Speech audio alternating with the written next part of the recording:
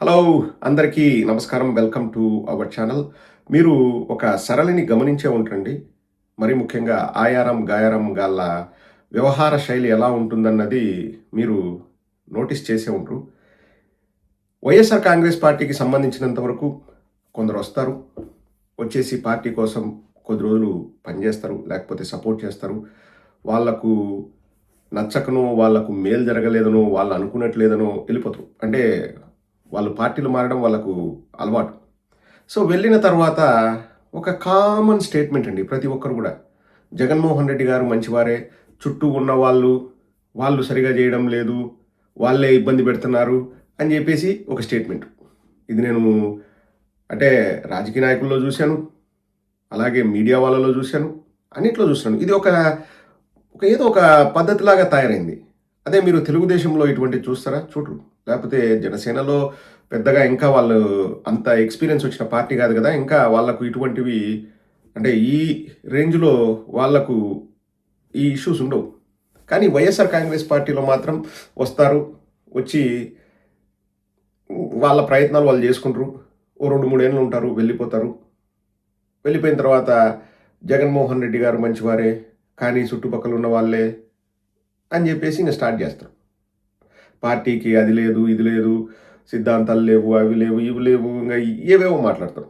ఇక్కడ నేను ఆల్రెడీ ఈ విషయాలు పార్టీ పెద్దలతో డిస్కస్ చేశాను. మన కార్యకర్తలు కూడా తెలియాలని చెప్పేసి ఈ వీడియో చేస్తున్నాను. పార్టీ కూడా కొన్ని విషయాల్లో అప్రమత్తంగా ఉండాలి. ఎవరిని మనం తీసుకుంటున్నాము, ఎవరికి బాధ్యతలు అప్పచెప్తున్నాము, ఎవరిపైన మనము టైం స్పెండ్ చేస్తున్నాము, ఎవరిని మన వాళ్ళు అనుకొని మన విషయాలు చెప్తున్నాము అన్నది పార్టీ మరింత జాగ్రత్తగా ఉండాల్సిన అవసరమైతే ఉందండి. మన వైఎస్ఆర్ కాంగ్రెస్ పార్టీలోనే జగన్మోహన్ రెడ్డి గారిపై పిచ్చి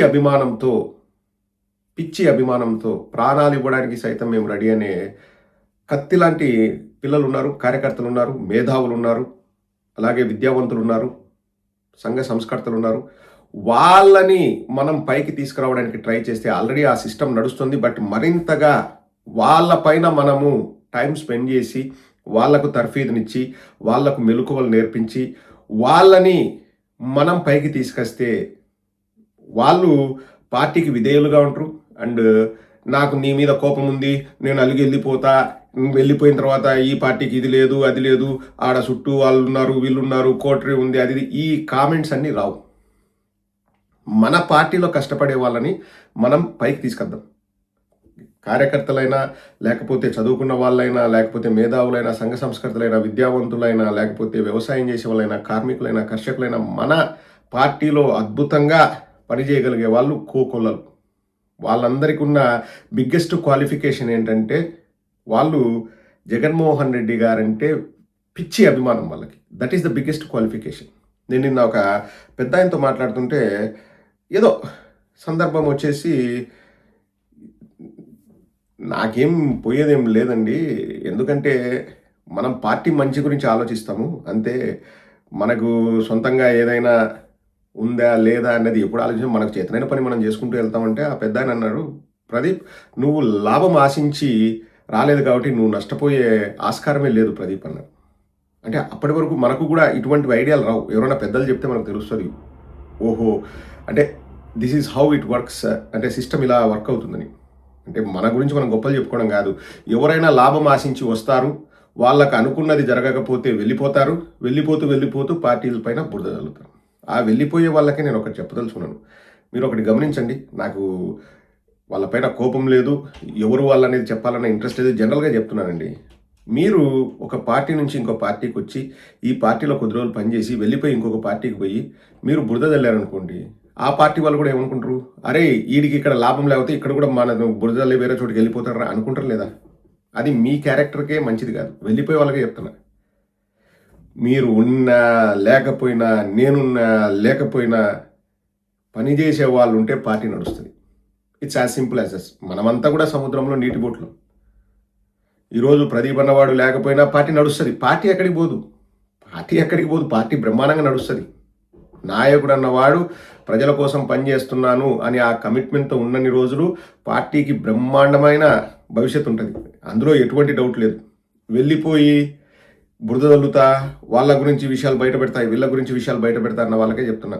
వాళ్ళు రాజకీయ నాయకులైనా, మేధావులైనా, లేకపోతే ఇంకోటైనా ఒకటే చెప్తున్నా. ఆ 2, 3 రోజులు వాళ్ళు చెప్పిన మాటలు సంచలనం అవుతుంది. లేకపోతే అవతల పార్టీ వాళ్ళు దాన్ని వైరల్ చేసుకుంటారు. ఆ తర్వాత ఏమవుతుంది? ఏమీ కాదు. వాళ్ళ కర్మగాలి వాళ్ళపై మొత్తం స్క్రిప్ట్ రెడీ చేసుకొని నేను ఇట్లా వైఎస్ఆర్సీపీ పైన బురద చల్లుతాను, బాణాలు ఎక్కువ పెడతాను అనుకున్నప్పుడు ఇంకోటి ఏదైనా పెద్ద విషయం వచ్చిందనుకోండి, వాళ్ళ కర్మ. వాళ్ళ వార్తకు అంత ఇంపార్టెన్స్ కూడా ఉండదు. నేను చూస్తున్నాను కదా.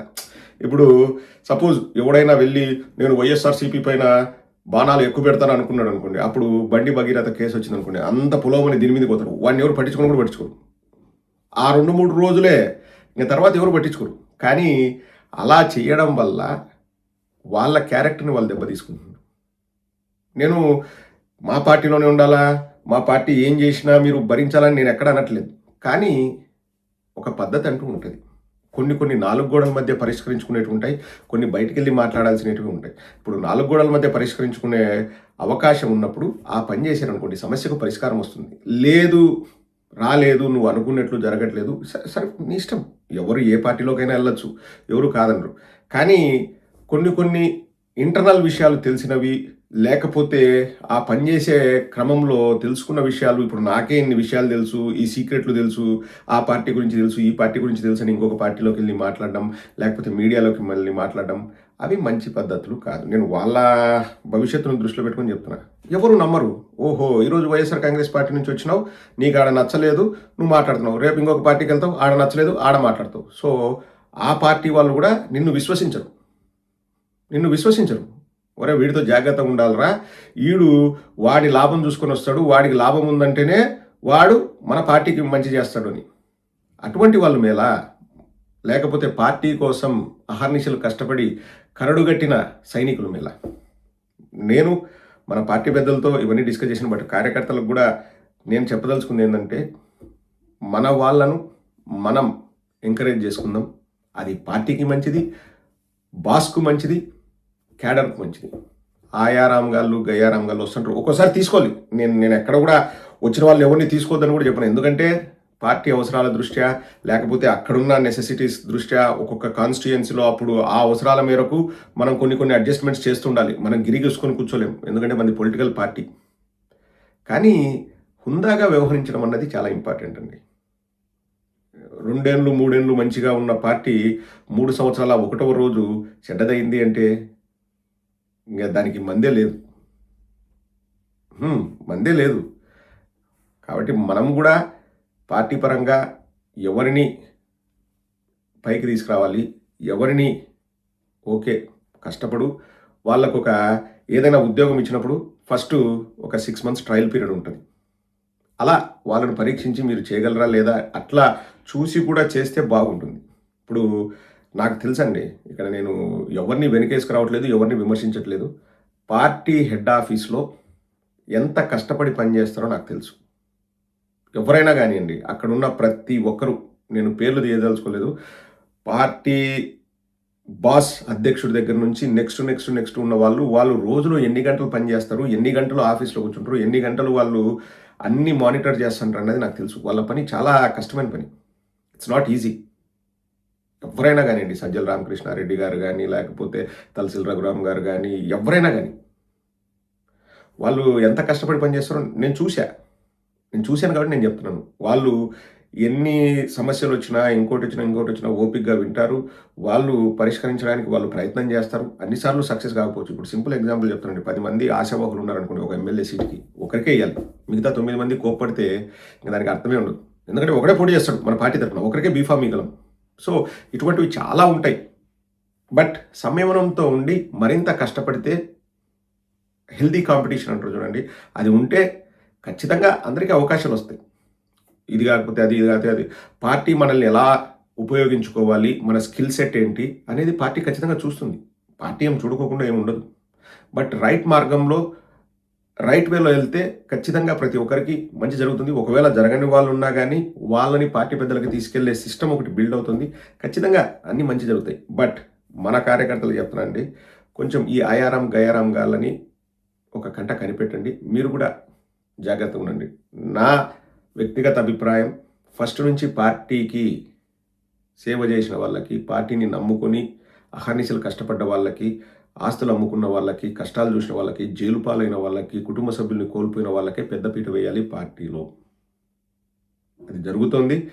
మరింతగా దానిపైనే దృష్టి పెట్టాలన్నది నా రిక్వెస్ట్ పార్టీ పెద్దలకి. అండ్ కార్యకర్తలకు నేను చెప్పేదేంటంటే ఖచ్చితంగా ఆ సిస్టమ్ అయితే బిల్డ్ అవుతుంది పార్టీలో.